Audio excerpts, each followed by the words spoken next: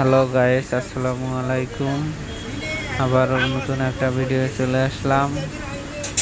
ভিডিওতে যাকে দেখতে পাচ্ছেন তাকে নিয়ে কিছু কথা বলবো।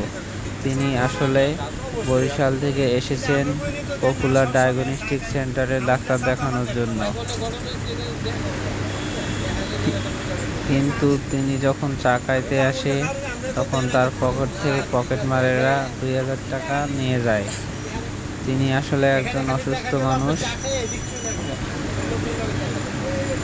ডাক্তার দেখানোর জন্য এসেছে, কিন্তু তার পকেট থেকে 2000 টাকা পকেটমারেরা নিয়ে যায়।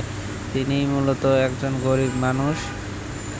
মানুষ কতটা খারাপ হলে এরকম কাজ করতে পারে।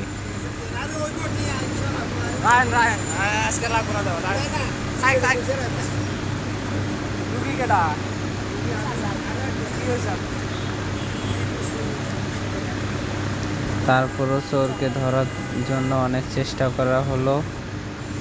এখন আমি সিসি ক্যামেরায় ফুটেজ দেখলাম, কিন্তু চোর অনেক দক্ষতার সাথে চুরি করেছে। তাকে কোথাও আর ক্যামেরার সামনে তিনি চুরি করে নাই। ওনাকে সাইডে নিয়ে ওনার পকেট থেকে টাকা উঠায় নিছে, সেই জন্য আর ক্যামেরায় তাকে দেখতে পাওয়া যায় নাই।